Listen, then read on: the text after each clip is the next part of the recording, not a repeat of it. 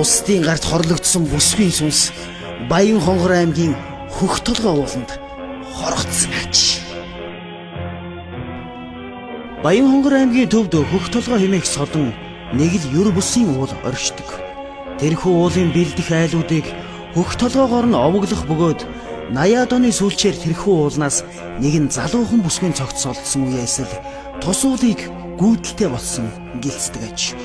Орой үдшийн цагаар хүмүүс тэрхүү уулын хажуугаар ганц нэгээрээ өнгөрөхөөс жирэхдэг бөгөөд залуус бөөнөрөө тэрхүү гүйдлийг харахаар очдог ч гэсэн олонхон тэр сүнстэй таарлангуудаа айн зүхтаж хэд хэдэн хүн цочирдон галзуурснаасаа болоод Улаанбаатар хот руу шар гаданд илгээгдсэн тухай нутгийн олон ярьдаг. Тус аймгаас ирсэн хэсэг залуус тэрхүү учир битүүлэг явдлын талаар ийхүү хүүрсэн. Энэ нь социалист дарангуй нийгмийн сүүлийн жилүүдэд буюу 80-аад оны сүүлчээр болсон явдал аж. Улаанбаатар хотод багшийн дээд сургууль төгссөн залуухан бүсгүй Тус аймгийн 1-р сургуульд нам засгийн даалгаврын дагуу томилогдсон багшлаад удаагүй байсан бөгөөд нуруу туруу үс зүсээрээ аймагта толгой зохин үеийн залуусын харцыг булаан ийдэг зантай гэдгээрээ хүн ам цон аймгийнхны дунд дорхноод танил болсон. Тэр бүсгийн гэр Хөх толгой уулын бэлд байсан гэлцдэг.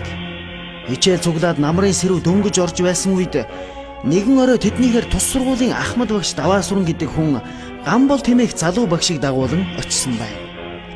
Багш бүсгүй гэрээс нь дуудан ойрхон очиж ярилцах зүйл байна хэмээгээд Хөх толгой уул руу дагуулan явжээ. Даваасүрэн багш Гамболттой 2 шил арх хувааж уусан тул халамтсан уулын наах нь унтаад өгсөн гэдэг. Харин Гамбол гих залуухан багш бүсгүйг хоргоон хайр сэтгэлээ илчилсэнийг нь багш бүсгүй хүлээж аваагүй учраас хоолойг нь боон толгой руу хид хідэн удаа чулуугаар цохиж ухаан алдуулаад хүчээр хийсэн аж. Өөрийнхөө бузар хүслийг гүйцэлдүүлсэн Гамболд гинэт сэхээ орон бүсгүйг сэрээх гэтэл тэр нэгэнт өөд болчихсон байжээ. Ингээд энэхүү хэрэгээ нуун далдлахын тулд бүсгийн цогцсыг овооны дэргэд аваачин чулуугаар биеийг нь далдлаад гэрлүүгээ явсан байна. Үүр цайх үеэр өглөө болгон уулын билээр тоглодог хүүхдүүд түр амс хийхээр тэрхүү овооны дэргэд сууцгаасан бөгөөд нэг нь чулуун доороос бүсгүй хүний гар цухихыг харан бусаддаа хэлснээр тэд цагдаад мэдгэджээ. Тэднийг очиход бүсгийн цогцос гүйцэд хурж амжаагүй байсан гэлцдэг. Хэн болохыг нь андахгүй мэдэх цагдаагийнхан гэрт нь очиход хөгшин ээжинд өчигдөр сургуулийнх нь Даваасүрэн хэмээх настай багш дагуулад гарсан. Гэрийнхээ хувцастай хашааны үүдэнд уулзаж зогсоо харагдсан. Удахгүй орж ирээд байх одоо гэж бодоол хүлээж байтал шүнжин унтаж чадсангүй. Хүүхэд уйлгнаад хар дараад бас унтаж чадаагүй хэмээсэн аж.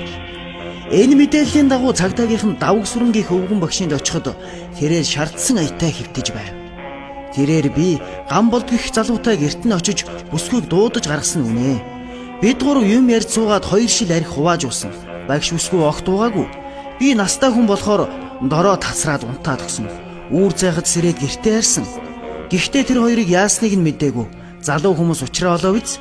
Ухааны юм яриад сууж байжээ. Өглөө 9 цагийн үед Гамболд гих алуурчны гэрт очиход Авгаан 2 хүүхэдтэйгээ цайгаа уун сууж байх бөгөөд харин Гамболд орондоо орон нам унтаж байв. Түүний гадуур хөрөм шалан дээр хэвтэх хувцс хунар зэрэгт нь шороо наалтсан байхагаад хувцсныхын зарим хэсэгт цус болсон нь илт харагдаж байжээ. Эхнэр нь ууртайгаар үүрээр орж ирээд унтчил байна муу хар архичин гээд үглэд суух юм гинэ. Ийхүү цагдаагийнхан гэмт хэрэгтнийг хөдлөшгүй баримтаар нотлон баривчилсан бөгөөд Гамболдод ялын дээд хэмжээ өгч цаазаар авах ял оногдуулжээ. Хожим энэ иргэн тухай баримтат кино хүртэл хийж байсан байна. Тэр бүсгүй харамсалтайгаар бусдын гарт ам үргэцснээс хойш үүр шөнөөр урт үсээ задгаа тавьсан бүсгүй ам авраарай хэмээн орлон уулын уруу гүйдэг гэсэн яриа мэрсэр гардаг болжээ.